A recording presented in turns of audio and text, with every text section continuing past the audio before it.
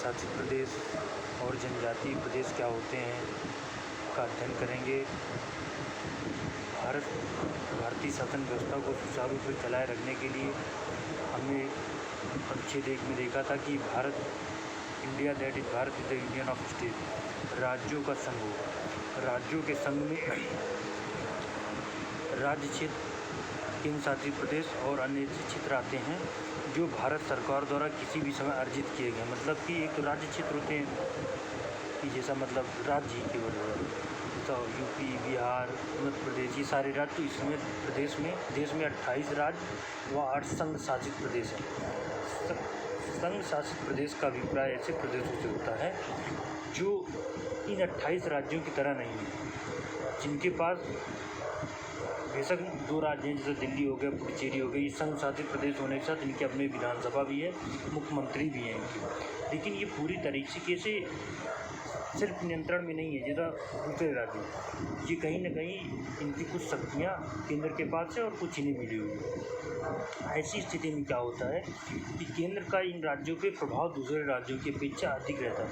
अक्सर देखते होंगे न्यूज़ में आता है दिल्ली के सीएम और केंद्र के बीच एक कॉन्फ्लिक्ट चलता रहता है, क्योंकि दिल्ली के सीएम पूरी तरीके से उतना उनको अधिकार नहीं मिला हुआ जितना दूसरे राज्यों अक्सर मांग करते रहते हैं कि नहीं, दिल्ली को पूर्ण राज्य का दर्जा दिया जाए, ये दिया जाए। क्यों मांग करते रहते हैं? इसलिए मांग करते रहते हैं क्योंकि उनको लगता है कि शायद अगर दिल्ली को पूर्ण राज्य का दर्जा दे दिया जाए तो हम ज़्यादा अच्छे से शासन व्यवस्था को चला सकते हैं, क्योंकि पुलिस हो गया, कानून व्यवस्था हो गया, ये केंद्र सरकार के अंडर में है। उसके बाद और कई मामले होते हैं जो केंद्र सरकार के अंडर में होता है। लेकिन देखा जाए क्योंकि दिल्ली यहाँ से पूरा शासन चलता है, तो संभव ही नहीं कि हम उसी तरीके से पूरे राज्य का दर्जा दे सकें।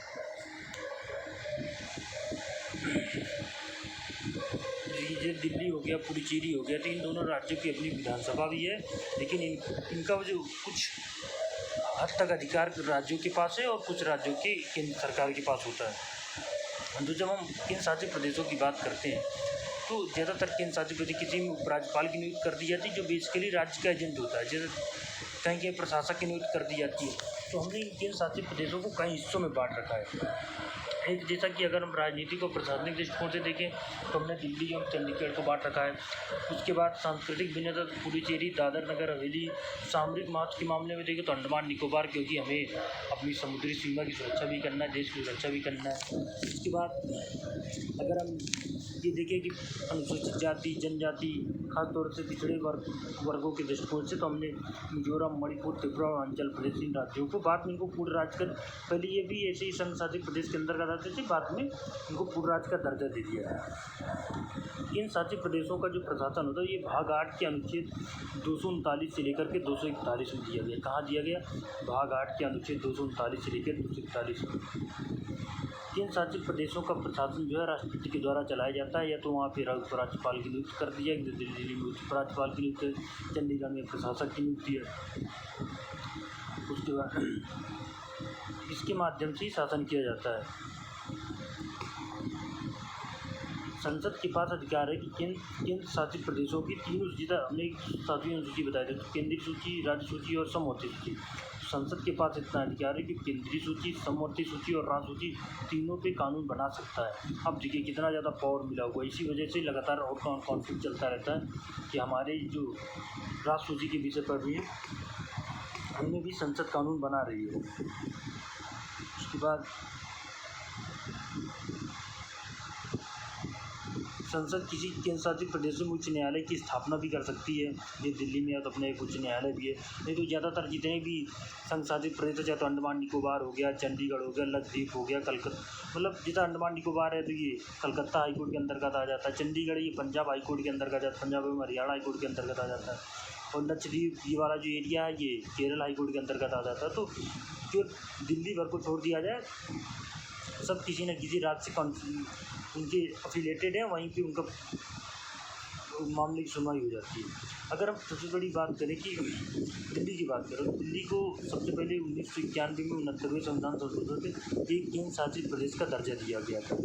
राष्ट्रीय राजधानी क्षेत्र, जिसको city, national capital region, NCR भी कहते हैं, यहाँ पे एक लेफ्टिनेंट गवर्नर, जिसको उपराज्यपाल कहते हैं, की नियुक्ति की जाती है। तो यहाँ पे विधानसभा के सदस्यों की संख्या 70 है। साथ में यहाँ पे जो मंत्री, जैसा मैंने आपको बताया था कि 91 संविधान संशोधन 2003 के द्वारा मंत्रियों की कुल संख्या जो हो जाएगी वो कुल विधायकों के या कुल सांसदों की संख्या का 15% से ज़्यादा नहीं हो सकती। लेकिन दिल्ली के मामले में ये अलग है। दिल्ली के मामले में स्थानीय विधायकों का 10% ज़्यादा, तो 70 विधायक हैं यहाँ पे, 70 का 10% लगभग 7, तो 7 तो 6 मंत्री होते, एक मुख्यमंत्री और मंत्री सहित यहाँ 70 मंत्री बन सकते हैं।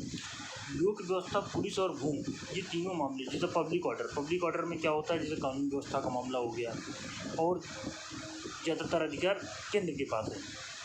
पुलिस पर सीधा नियंत्रण, और दूसरे राज्यों में आप देखेंगे तो राज्यों का होता है, लेकिन यहाँ पर दिल्ली में यहाँ पे केंद्र का सीधा नियंत्रण होता है भूमि को छोड़ करके। मतलब जैसा कि लैंड का एरिया वाला हो गया कि ज़मीन किसके कैसे ट्रांसफ़र करनी, क्या करनी, वो केंद्र ही देखता है।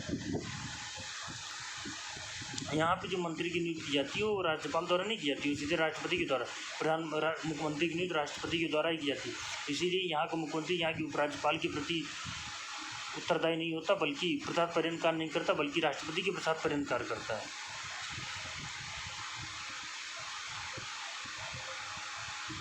इसके बाद जो संघ शासित प्रदेश होते हैं, यहाँ पे हम सलाहकारी समितियों का गठन किया जाता है। केंद्रीय गृह मंत्रालय सलाहकार समिति की बैठक करता है, केंद्रीय गृह मंत्री करते हैं। विधानसभा के अवकाश के दौरान उपराज्यपाल के अध्यादेश जारी करने की, यहाँ पर भी उपराज्यपाल को जारी करने का अधिकार होता है। और साथ में जब विधानसभा शुरू होगी तो 6 सप्ताह के अंदर आपको स्वीकृति दे दी जाती है।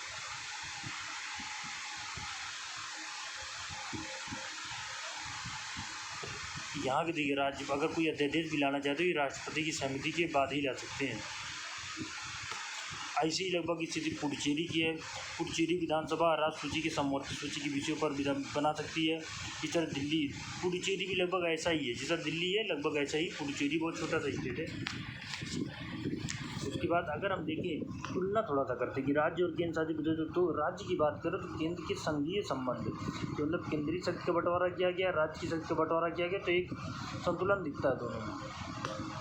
जबकि अगर हम केंद्र शासित प्रदेशों की बात करते हैं तो एक आत्मकता है, कहीं ना कहीं केंद्र की तरफ ही झुका हुआ, जो शक्तियों का संतुलन है। अगर राज्य को यहाँ मान लेते हैं तो इधर की तरफ केंद्र हो जाए इधर, तो काफ़ी कुछ हद तक ऐसा स्थिति बनी हुई है कि ये केंद्र है और ये राज्य है। लेकिन जब आप संघ शासित प्रदेश की बात करते हैं तो देखते हैं कि हम राज्य की केंद्र की तरफ शक्तियाँ ज़्यादा झुकी हुई, केंद्र के साथ राज्यों में शक्तियों का बंटवारा किया गया है। क्योंकि केंद्र शासित प्रदेशों में केंद्र ये सीधे तौर पर केंद्र के प्रशासन का नियंत्रण होता है, इन्हें स्वायत्तता है, राज्यों को काफ़ी हद तक स्वायत्तता दी गई है। लेकिन केंद्र शासित प्रदेशों में कोई स्वायत्तता नहीं है। प्रशासनिक व्यवस्था में समरूपता, राज्य में एक प्रशासनिक व्यवस्था जो होती है इसमें एक यूनिफॉर्मिटी रहती है, जबकि प्रशासनिक व्यवस्था में समरूपता नहीं रहती। राज्यपाल कार्यपालिका का प्रमुख होता है, हमने कई बार इसको डिस्कस किया है। प्रशासनिक व्यवस्था में राज्यपाल, देखा जाए तो पहली बात यहाँ राज्यपाल की नियुक्ति ही नहीं होती केंद्र शासित प्रदेशों में, या तो उपराज्यपाल या प्रशासक, अलग अलग पदनाम से जानते हैं, उनकी होती है। लेकिन ये पूरी तरीके से इनको भी उतना पावर नहीं होती, ये केंद्र सरकार के एक एजेंट के रूप में ही कार्य करते हैं। राज्यपाल राज्य का संवैधानिक प्रमुख होता है, जबकि देखा जाए तो यहाँ पर प्रशासक जो होता है और राष्ट्रपति के एक एजेंट की तरह कार्य करता है। राज्यों के मामले में संसद को राज्य सूची के विषय को समान प्रतिशत को छोड़कर कानून बनाने का अधिकार है। जबकि देखा जाए तो यहाँ संसद कानून बनाती है तीनों मामलों में ज़्यादातर। तो अनुच्छेद, थोड़ा कुछ अनुच्छेद पूछ लेता है। अनुच्छेद 239 संघीय क्षेत्रों का प्रशासन हो गया। अनुच्छेद 239 से कतिपय संघीय क्षेत्रों के लिए स्थानीय विधायिका तो संबंधी परिषद का सृजन हो गया। 239 दिल्ली के संबंध में विशेष प्रावधान की बात कही है। 239 भी संवैधानिक उनकी विफलता की स्थिति में संबंधित प्रावधान है। 239 भी विधायिका की अनुपस्थिति में प्रशासक को अध्यादेश जारी करने की शक्ति है। 240 कतिपय संघीय क्षेत्रों की विनियमन बनाने की राष्ट्रपति की शक्ति है। 241 संघीय क्षेत्रों के लिए उच्च न्यायालय है। 239 242 को निरस्त कर दिया गया। फिर से हम एक बार, ठीक है, सबसे पहले भारत के अनुच्छेद 1 की हम बात करें। भारतीय संविधान के अनुच्छेद 1, India that is Bharat is A union of state, Bharat राज्यों का संघ होगा। ठीक, उसके बाद जो भारत के संघ की बात करेंगे तो राज्य क्षेत्र आ जाएंगे, केंद्र शासित प्रदेश आ जाएंगे। जबकि अगर केवल राज्य क्षेत्र की बात करेंगे तो राज्य India that is Bharat is union of state. राज्य क्षेत्र केंद्र शासित प्रदेश ऐसे राज्य क्षेत्र जो भारत सरकार द्वारा किसी भी समय लिए गए। उसके बाद इसमें वर्तमान में 28 राज्य और 8 संघ शासित प्रदेश है। हम देखें कि सबसे पहले केंद्र शासित प्रदेशों का गठन कैसे किया जाता है। कोई पहले राज्य से हिमाचल प्रदेश हो गया, मणिपुर हो गया, त्रिपुरा हो गया, मिजोरम हो गया, अरुणाचल प्रदेश हो गया, गोवा हो गया, ये शुरुआत में एक केंद्र शासित प्रदेश की तरह ही भारत से जुड़े गए थे।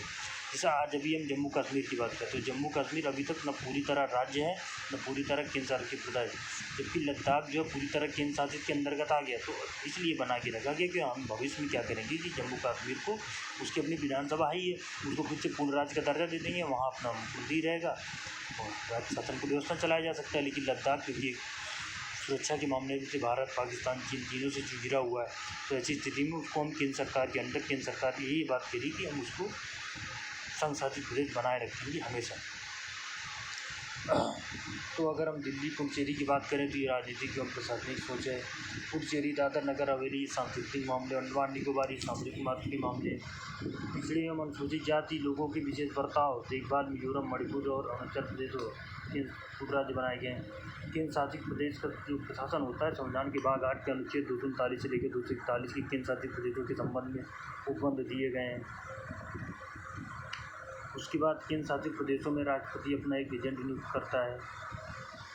केंद्र शासित प्रदेश राज्य सूची केंद्र शासित संघ और समवर्ती तीनों सूची पे संसद कानून बना सकती है। दिल्ली, इनके पास अपना हाई कोर्ट नहीं है। ज़्यादातर ये दिल्ली को अगर छोड़ दिया जाए तो सारे केंद्र शासित प्रदेश किसी न किसी, अंडमान निकोबार हो गया जैसे कोलकाता उच्च न्यायालय के अंतर्गत आता है, चंडीगढ़ हो गया पंजाब एवं हरियाणा उच्च न्यायालय के अंतर्गत आता है, दादर नगर हवेली मुंबई उच्च न्यायालय के अंतर्गत, दमन दीव मुंबई उच्च न्यायालय के अंतर्गत आता है। दिल्ली में अपना एक राज्य उच्च न्यायालय है। लक्षद्वीप की बात करें तो केरला उच्च न्यायालय के अंतर्गत आता है। पुडुचेरी की बात करें तो मद्रास उच्च न्यायालय के अंतर्गत आता है। उसके बाद दिल्ली का हमने पढ़ लिया कि 69वें संविधान संशोधन 1991 दिल्ली केंद्र शासित प्रदेश स्थापित किया गया था। यहाँ 70 विधानसभा सीट है, 10 विधायक यहाँ से चुने, 10% मंत्री चुने जाते हैं, मतलब 7 मंत्री, 6 मंत्री प्लस 1 मुख्यमंत्री। उसके बाद दिल्ली का अगर मान लीजिए कोई प्रशासन करना है तो सीधे राष्ट्रपति के द्वारा किया जाता है। दिल्ली के में अगर अध्यादेश भी जारी करना है तो वो राष्ट्रपति जारी करता है। उसके बाद लोक व्यवस्था, पुलिस और भूमि, ये तीनों मामले केंद्र को दिए गए। पुलिस को लेकर के अक्सर केंद्र सरकार और वहाँ के मुख्यमंत्री के बीच एक कॉन्फ्लिक्ट चलता रहता है कि नहीं पुलिस हमारे अंडर में कर दो, कहते नहीं पुलिस का दुरुपयोग नहीं होने देंगे, ये वो करके। उसके बाद मंत्री यहाँ पे जो होते हैं वहाँ तो हमने राज्यों में क्या देखा था, मंत्री राज्यपाल के प्रसाद पर्यंत कार्य करते हैं, जबकि यहाँ पे मंत्री जो होते हैं वो राष्ट्रपति के प्रसाद पर्यंत कार्य करते हैं। सामूहिक रूप से विधानसभा के प्रति उत्तरदायी होती है। मंत्रिमंडल सामूहिक रूप से विधानसभा के प्रति उत्तरदायी होती है। उसके बाद हमने अंतर देख लिया कि केंद्रीय संघीय संबंध, केंद्र के साथ शक्तियों का बंटवारा, स्वायत्तता, प्रशासनिक व्यवस्था में समरूपता, राज्यपाल कार्यपालिका का प्रमुख, राज्यपाल का राज्य संवैधानिक प्रमुख होता है। राज्यों के मामले में संसद को राज्य सूची के विषयों पर कुछ असमान परिस्थितियों को छोड़कर विधि बनाने का अधिकार होता है। केंद्र शासित प्रदेशों में केंद्र में एकात्मकता एक संबंध होता है।